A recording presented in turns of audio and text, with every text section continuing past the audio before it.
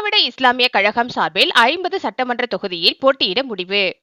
சென்னை திராவிட இஸ்லாமிய கழகம் தலைமை அலுவலகத்தில் 2026 சட்டமன்ற தேர்தலில் போட்டியிட விருப்பமனு மற்றும் நேர்காணல் நிகழ்ச்சி நடைபெற்றது. பின்னர் செய்தியாளர்களிடம் பேசிய தலைவர் அபுகிதர் மற்றும் பொதுச் செயலாளர் அசாருதீன், சாதி மத இனங்களை கடந்து தோற்றுவிக்கப்பட்ட கட்சி திராவிட இஸ்லாமிய கழகம் என்றும், வரக்கூடிய 2026 தேர்தலில் எங்களின் பிரதான கோரிக்கைகளை பூர்த்தி செய்யக்கூடிய கட்சியுடன் மட்டும்தான் எங்கள் கூட்டணி அமையும் என்றும், அதற்காக பேச்சுவார்த்தை நடந்து ஒரு தொகுதி 2 தொகுதிக்காக அறிவாலயத்தில் காத்து கிடக்கும் அவலநிலை உள்ளது. எங்கள் கட்சி அப்படி இருக்க விருப்பமில்லை. மேலும் எங்கள் கட்சிக்கு வலுவாக ஓட்டுகள் உள்ள தொகுதிகளில் நாங்கள் தனித்து போட்டியிட போவதாகவும், குறிப்பாக 50 தொகுதிகளில் எங்கள் வாக்கு வங்கி நன்றாக உள்ளதாக நாங்கள் தனித்து போட்டியிட போவதாகவும் தெரிவித்தனர். அதற்காக இன்று விருப்பு மனுக்களை வாங்கி வருவதாகவும் அவர்கள் தெரிவித்தனர். இந்த செய்தியாளர் சந்திப்பில் மாநில பொருளாளர் நிஷார் அகமது, மாநில செயலாளர் ரஃபிக் அகமது உள்ளிட்ட மாநில துணைத் தலைவர்கள், மாநில இளைஞர் அணி, மாணவர் அணி தலைவர்கள் கலந்து கொண்டனர். ஏக இறைவனின் சாந்தியும் சமாதானமும் அன்பும் அருளும் நம் அனைவர் மீதும் என்றென்றும் நிலவட்டும் என்று ஏக இறைவனை பிரார்த்தித்தவனாக, அன்பிக்கினிய பத்திரிகை நண்பர்களே, உங்கள் அனைவர் மீதும் சாந்தி சமாதானம் உண்டாகட்டும் என்று ஏக இறைவனை பிரார்த்தித்தவனாக, திராவிட இஸ்லாமிய கழகம் சார்பாக வருகிற சட்டமன்ற தேர்தலில் தனித்து போட்டியிடலாம் என்ற ஒரு முடிவு எடுத்து, எங்களுடைய நிர்வாக குழுவில் முடிவெடுத்து இன்று பத்திரிகைகளுக்கு செய்தியாக தருகிறோம். நாங்கள் தமிழகம் முழுவதும் எங்களுக்கு ஆதரவாக இருக்கக்கூடிய இடங்களில் மக்கள் எங்களுக்கு எங்கெல்லாம் ஆதரவாக இருக்கிறார்களோ அங்கெல்லாம் ஒரு 50 தொகுதியில் போட்டியிடலாம் என்று முடிவு செய்திருக்கிறோம். கூட்டணி பேச்சுவார்த்தையும் நடந்து கொண்டு இருக்கு. கூடிய விரைவில் அந்த கூட்டணி பேச்சுவார்த்தை, அதாவது எந்த கட்சி என்று நாங்கள் அதை பேச்சுவார்த்தை பேசும்போது அதை மீடியாவுக்கு இதை தெரியப்படுத்துவோம், மக்களுக்கும் தெரியப்படுத்துவோம். பேச்சுவார்த்தை நடந்து கொண்டிருக்கு. ஆனால் அவர்கள் இன்னும் அந்த பேச்சுவார்த்தை இன்னும் நடைபெறவில்லை. பேச்சுவார்த்தை முடிந்த பிறகு அவர் எந்த கட்சியில் நாங்கள் சேர்ந்து கூட்டணி அமைத்து போட்டியிடுகிறோமோ அதை மக்களுக்கு நாங்கள் தெரியப்படுத்துவோம்.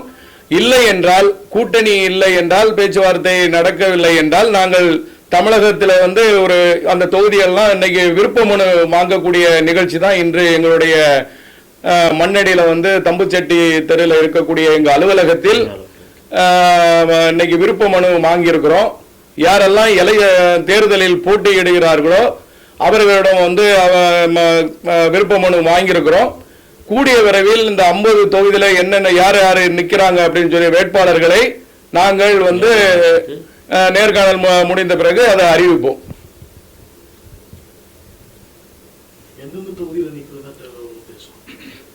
அதாவது தனியானா நம்ம சென்னை, காஞ்சிபுரம், அதாவது நம்ம சென்னையில் இருக்கக்கூடிய சென்னை மாவட்டங்களில் இருக்கக்கூடிய எல்லா இடங்கள்லையும் நிற்கிற மாதிரி, மற்றபடி ஊர்களில் கன்னியாகுமரி மாவட்டத்தில் நிற்கிற மாதிரி அங்கெல்லாம் நமக்கு ஆதரவாளர்கள் இருக்கிறாங்க. ராமநாதபுரம் மாவட்டம், இப்படி நம்ம ஒரு குறிப்பிட்ட மாவட்டங்களை நம்ம வச்சிருக்கிறோம். செங்கல்பட்டு, காஞ்சிபுரம், திருவள்ளுவர், சென்னை. இப்போ சென்னைன்னு சொல்லும்போது, எம்எல்ஏன்னு சொல்லும்போது அதே ஒரு நார்மலாக அதிகமாக இருக்குல்ல, ஒரு 14 கிட்ட இருக்கு சென்னைக்கு. இப்போ அப்படி இருக்கும்போது நாங்கள் அந்த மாதிரி ஒரு போட்டியிடலாம்னு சொல்லிட்டு நாங்கள் இன்னைக்கு விருப்ப மனு வாங்கியிருக்கிறோம். கூடிய விரைவில் அது முறையாக பத்திரிகையாளர்களுக்கு அதை அறிவிப்போம். குறிப்பிட்டு சொல்லணும் அப்படின்னா, வண்ணாரப்பேட்டை தொகுதி, ஆர்கே நகர், ராயபுரம், துறைமுகம் தொகுதி சென்னையில் இது அதிகப்படியான வாய்ப்பு இருக்குது நாங்கள் போட்டியிடுறதுக்கு. அதே போல் செங்கல்பட்டில் எடுத்துக்கிட்டிங்கன்னா, செங்கல்பட்டு, செய்யூர், மதுராந்தகம், திருப்பூர் சட்டமன்ற தொகுதி, இந்த 4 தொகுதி செங்கல்பட்டில். காஞ்சிபுரம், அதுலேயும் திருவள்ளூரும் பேசிகிட்டு இருக்கோம், நம்ம வேட்பாளர்கள்கிட்ட போயிட்டுருக்கு. அதன் அடிப்படையில் அதுக்கப்புறம் வில்லிவாக்கம், பெரம்பூர், டி நகர் சென்னையில். வில்லிவாக்கம், பெரம்பூர், டி நகரில் கட்டாயமாக நிற்கிறது. அதுவும் வேட்பாளர்களை நேர்காணல் முடிஞ்சிருச்சு. ஆல்மோஸ்ட் அதுவும் விருப்ப மனு வந்துருச்சு. அது கட்டத்தில் அதுவும் முடிவு எடுத்துகிட்ருக்கோம். அது போயிட்டுருக்கு நிர்வாகக்குள்ள.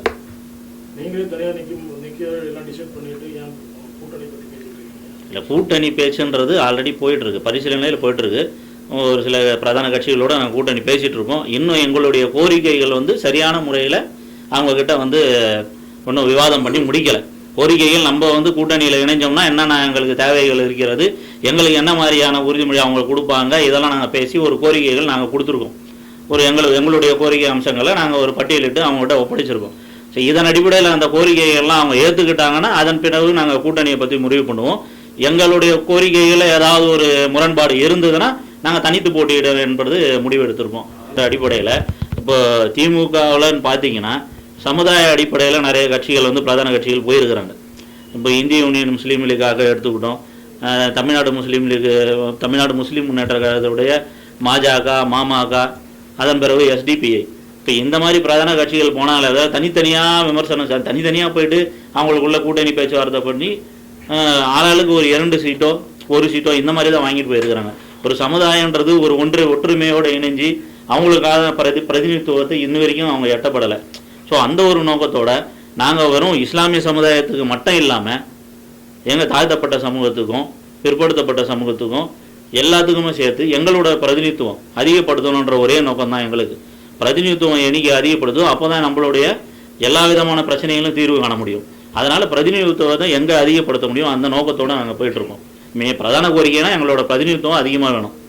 சமுதாயம் என்ற போர்வையில் போயிட்டு 1 சீட்டோ 2 சீட்டோ வாங்குறதுக்கு நாங்கள் தயாராக இல்லை. ஸோ எங்களுக்கு நாங்கள் அதன் அடிப்படையில் தான் தனித்து நீக்கிறதே பார்த்தீங்கன்னா 50லேருந்து 75 தொகுதி வரைக்கும் நாங்கள் முன்னெடுத்துருக்கோம். அதற்குண்டான வேலைப்பாடுகளும் போயிட்டுருக்குது. எப்படி நீங்கள் பார்த்தீங்க அப்படின்னு சொன்னால் பேரறிஞர் அண்ணா இருக்கும்போதும் எம்ஜிஆர் இருக்கும்போது நீங்கள் வந்து பார்த்தீங்க அப்படின்னு சொன்னால் தமிழ்நாட்டில் வந்து இஸ்லாமியர்களுக்குன்னு ஒரு பிரதித்துவம் இருந்துச்சு. இஸ்லாமியர்களுக்குன்னு ஒரு பிரதித்துவம் ஒரு 14 சீட்டு 15 சீட்டு கொடுக்குற மாதிரி இருந்துச்சு. அது வந்து கட்டெரும்பு தேயிற மாதிரி தேஞ்சு இன்னைக்கு 1க்கும் 2க்கும் போய் அடி போடுற மாதிரி ஒரு சூழ்நிலைக்கு ஆயிட்டா இல்லையா? எம்ஜிஆர் இருக்கிற காலம் வரை இருந்துச்சா இல்லையா? அதுக்கு பிறகு அம்மையார் புரட்சி தலைவர் அம்மையார் வந்த பிறகு தான் இந்த சூழ்நிலைகள்லாம் மாறி எல்லாமே கட்சிகள் பல உடைஞ்சி பிரிஞ்சு போன பிறகு தான் 2 சீட்டுக்கும் 1 சீட்டுக்கும் போய் வந்து அறிவாலயத்தில் போய் காத்து கிடக்கக்கூடிய சூழ்நிலைக்கு தள்ளப்படுறாங்களா இல்லையா? அறிவாலயத்தில் போய் நின்றுக்கிட்டு எஸ்டிபி எவ்வளோ பெரிய கட்சி. இன்னைக்கு தமிழ்நாட்டில் நீங்கள் பார்த்தீங்கன்னா எஸ்டிபி வந்து நல்ல ஒரு வலுவான கட்சி. அதில் வந்து எல்லா மதத்துக்காரங்களும் அதுலேயும் இருக்கிறாங்க. ஆனால் அப்படியாப்பட்ட ஒரு கட்சிக்கு 1 சீட்டுக்கு 2 சீட்டுக்கும் போய் இவ்வளோ காத்து நின்று வாங்கக்கூடியதும் அதுவும் திமுகவில் நின்று போட்டி கூடக்கூடிய சூழ்நிலைக்கு போகுது அப்படின்னு சொன்னால் பத்திரிகையை திறந்தா எல்லாரும் என்கிட்டே கேட்குறாங்க, ஏங்க உங்கள் மஜக போட்டியிடலையா, தமுமுக போட்டியிடலையா, இவங்க போட்டியிடலையா, முஸ்லீம் எஸ்டிபி போட்டியிடலையான்னு கேட்குறாங்க. அப்போ கேட்கும்போது அங்கே மொத்தமாக 175ன்னு சொல்லி பத்திரிகையில் வந்திருக்கு. திமுக 175 நிற்கிறாங்கன்னு வந்திருக்கு. விடுதலை சிறுத்தை இவ்வளோ வந்திருக்கு. அப்போ எல்லா பிரதித்துவமும் இப்படி வரும்போது ஆனால் இஸ்லாமியர்களுக்குன்னு வரும்போது அங்கே என்ன ஆகுது? திமுகவில் தான் இருக்கு. ஏன்னா அவங்க வந்து ஒரு தலைவராக இருக்கிறவங்க எல்லாத்தையும் திறந்து தான் அந்த கட்சியில் போய் இணைந்து தான் அவங்க போட்டியிட முடியும். அப்போ 175ன்னு அங்கே எல்லாம் தேடுறாங்க. என்ன எஸ்டிபி இல்லையா? என்கிட்ட எத்தனை பேரை கேட்டிருக்கிறாங்க, பத்திரிகையை பார்த்துக்கிட்டு எஸ்டிபி நிற்கலையா, தமுக நிற்கலையா அப்படின்னு கேட்குறாங்க. அப்போ இந்த சூழ்நிலை தான் இன்னைக்கு தமிழ்நாட்டில் இருக்கு. அப்போ திமுக தான் 175 இடத்துல நிற்குது, மற்ற இஸ்லாமிய அமைப்பு இல்லை. எங்களுடைய அமைப்பை பொறுத்தவரை நீங்க பாத்தீங்க அப்படின்னா இது ஒன்றே குலம் ஒருவனே தேவன், அனைத்து மக்களும் ஒருதாய் பிள்ளைகள் என்ற ஒரு நோக்கத்துல தான் நாங்க இந்த அரசியல் கட்டமைப்பை எடுத்துட்டு போறோம். அப்ப நாங்க வந்து எப்படி நாங்க கொண்டு போறோம் அப்படின்னு சொன்னா இந்த சிறுபான்மை என்பதை ஒழிக்க வேண்டும் சொல்லி தான் இந்த அமைப்பை நாங்க உருவாக்கி இருக்கிறோம். நீங்க நல்லா என்ன பண்ணுனா நாங்க இஸ்லாமிய அமைப்பு மாதிரி நீங்க நினைச்சுக்க கூடாது. அப்ப நீங்களும் எப்படிப்பா அப்படின்லாம் நீங்க கேட்க கூடாது. என்ன அப்படின்னு சொன்னா எல்லாத்தையும் கடந்து இஸ்லாமியர்கள் மட்டும் இல்லாமல் எங்களுடைய அமைப்பு எப்படின்னா திராவிடர்கள், நாம எல்லோரும் திராவிடர்கள், ஒரு தாய் பிள்ளைகள், நாம எல்லாம் ஒன்றே குலம் ஒருவனே தேவன் என்ற ஒரு அடிப்படை சித்தாந்தத்துல தான் இந்த அமைப்பை நாங்க உருவாக்கி இருக்கிறோம். தவிர இப்ப எங்களுடைய விருப்ப மனு கொடுத்தவங்க இந்து சகோதரர்கள் இருக்கிறாங்க. இப்ப இஸ்லாமியர்கள் இப்ப நாங்க அதுக்கு தான் நாங்கள் திராவிடத்தை முன்னாடி வச்சுட்டோம், இஸ்லாம 2வது உணர்ந்திருக்கிறோம். நாம எல்லாரும் மொழியால் ஜாதியால் எந்த வேறுபாடும் இல்லாமல் நாம் எல்லோரும் ஒற்றுமையாக இருக்க வேண்டும் சொல்லிதான் இந்த அமைப்பை நம்ம உருவாக்கியிருக்கோம். தவிர இது இஸ்லாமியர்கள் சிறுபான்மை என்று சொல்லுவதே தப்பு. இஸ்லாமியர்கள் என்பது அது மத சிறுபான்மை தான் தவிர, ஆனா நாம எல்லாம் பெரும்பான்மை தான் நாங்க எங்களுடைய முழக்கத்தை நாங்க எடுத்துட்டு நாங்க போறோம். கண்டிப்பாக அடுத்த எலெக்ஷன்ல பிரதான பெரிய கட்சிகள் எல்லாம் எங்களை வந்து கூட்டு வைக்கிற அளவுல தான் நாங்க ஒரு வளர்ந்து வரக்கூடிய கட்சி தான். எல்லாம் கிண்டலும் கேள்வியும் பண்ணுவாங்க, ஏன்னா இவங்க போய் என்ன பண்ண போறாங்க அப்படின்னு. இப்ப நாங்க ஒரு விதையை போட்டிருக்கிறோம். இந்த விதை கண்டிப்பாக தமிழகம் முழுவதும் பட்டி தொட்டியெல்லாம் இது முளையும். ஒரு காலத்துல இருந்து இப்ப நீங்க வந்திருக்கீங்க, மீடியா துறையில இருந்து வந்திருக்கீங்க அப்படின்னு சொன்னா ஒரு காலத்துல இது ஒரு பிரமாண்டமான, ஏன்னா நாங்க ஆரம்பிக்கும் போது 2 பேர் 3 பேர் தான் இருந்தாங்க. இன்னைக்கு பாத்தீங்க அப்படின்னா இன்னைக்கு உறுப்பினர் படிவம் பாருங்களேன், உறுப்பினர் படிவமே அவ்வளவு இன்னைக்கே வந்திருக்கு. அவ்வளவு இந்த பெண்கள் எல்லாம் வந்து உறுப்பினர் படிவங்க இருந்துச்சு. புரியுதா உங்களுக்கு? எங்க பாருங்க எவ்வளவு வந்திருக்கு பாருங்க. புரியுதா உங்களுக்கு? உறுப்பினர் நான் இன்னைக்கு வந்து இதை நான் சொல்றேன், இன்னைக்கு எழுதி வந்து கொடுத்துட்டு வந்த எல்லாம் பெண்கள் தான். அப்ப இவ்வளவு பேர் வந்து இதுல ஏன் சேர்றாங்க? எங்களுடைய கோட்பாடு என்னன்னா, நம்ம ஜாதியால் பிரியக்கூடாது, மதத்தால் பிரியக்கூடாது, இனத்தால் எந்த வகையிலும் நம்ம பிரியக்கூடாது, மொழியால் பிரியக்கூடாது. நாம் எல்லாம் ஒரு தாய் பிள்ளைகள் என்ற ஒரு முழக்கத்தை எடுத்துக்கிட்டு தான் நாங்க போறோம். அதுல ஒரு வெற்றியாக இன்னைக்கு வந்து நீங்க உங்க கண்டுபிடிக்க பாருங்க, ஓட்டு ஐடியோட எல்லாமே கொடுத்துருக்காங்க இன்னைக்கு. புரியுதா உங்களுக்கு? அப்ப இது ஒரு வளர்ந்து வரக்கூடிய ஒரு அமைப்பாக இருக்கு. இப்ப எல்லாரும் கேலி கிண்டலாகமோ இவங்க என்னடா ஒரு நேர்காணல் போடுறாங்களா, அப்படி போடுறாங்க இப்படி போடுறாங்கன்னு சொல்லி எல்லாம் பாக்குறாங்க. ஆனா இன்னைக்கு உறுப்பினர் படிவமே இந்த பெண்கள் இதுல இருக்கிறது பாதி இந்து மக்கள் தான், என் தொப்புள்கொடி உறவு தான், என் சகோதரி தான், அவ்வளவு பெண்கள். புரியுதா உங்களுக்கு? 20 லிட்டர் இன்னைக்கே இருக்கு உங்க கண்ணு எதிர நான் இன்னைக்கு காட்டுறோம். புரியுதா அவங்க? இன்னைக்கு நீங்க அது உறுப்பினர் படிவம் இன்னைக்கு அவங்களுக்கு நம்ம ஆன்லைன்ல நம்ம பதிவு பண்ணிட்டு இருக்கிறோம். அப்ப இந்த அளவுல ஒரு வளர்ந்து வர அமைப்பு, ஒரு கட்சியாக வந்து நாங்கள் வந்து எல்லா மதங்களையும் உள்ளடக்கிய ஒரு நிலையை நாங்க கொண்டு போறோம். கண்டிப்பாக இப்ப அடுத்த சட்டசபை எலெக்ஷன்ல வந்து நாங்க ஒரு பிரதானமான ஒரு கட்சியாக தமிழ்நாட்டில் விளங்குவோம்.